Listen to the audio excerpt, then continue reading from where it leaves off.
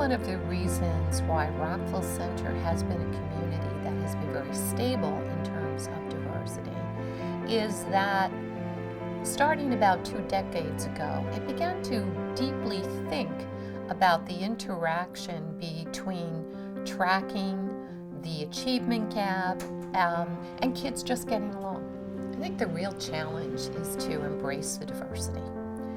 What happens a lot in suburban communities is when the communities become more diverse, people start to become frightened. And they think that they have to, whatever group was there originally, they need to protect their own and not allow their kids in any way to really experience the richness of the diversity. I don't even notice that we're all different. I tend to not really think like that. I have all different types of friends, different grades, different races, where they live, it's all different. Embracing diversity, seeing it as a strength, making it work, making sure that all kids get access to high-track curriculum with lots of supports as needed is really the key to success. I love the kids in the city and I love the kids out here in the suburbs. The one main difference that I do see with Southside is that we're able to really maximize learning for all the children in various ways.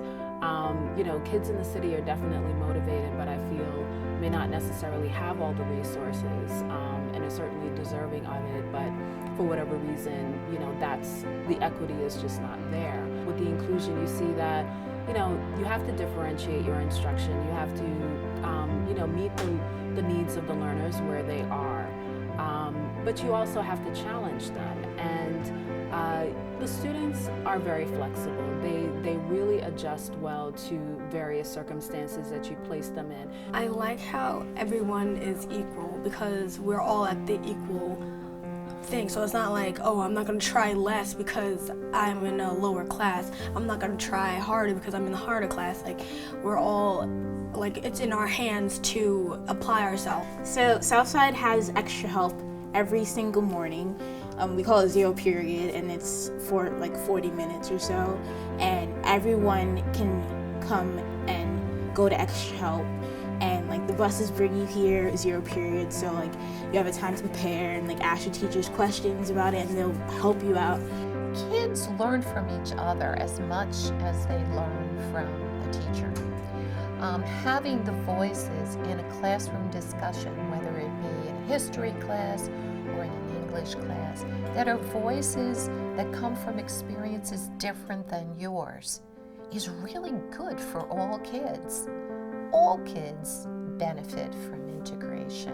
Right now, what I'm going through, really, while I'm assimilating to the different cultures, learning how they act and what they like to do, and I'm finding out that they're the same as me, they're similar in every way. There definitely are schools out there that are really cliquey and they just hang out with their own groups or their own race. Well, I don't really see that at Southside because we're all I see it in the halls, everyone just gives that handshakes or whatever to anyone. It doesn't matter what race or color you are. It's actually pretty cool to see it. I believe integration benefits students who are white, students who are more affluent, as much as it does students that we typically think of as being disadvantaged. The kids at Southside are more prepared for a diverse world because they have learned to listen to the voices, and they have learned from the voices of those who have lives that are very different from their own. When I was in school, I always didn't feel like I fit nicely into a particular group. And being here, it's a world of difference. I feel like I'm more comfortable with different people because of the fact that I am in a school that's diverse. We've seen achievement rise, we have not seen it go down. We still see our high-achieving kids get into great colleges. Our IB scores have stayed high. As we become more heterogeneous, we've become more ingenious. And all kids have really prospered from that experience.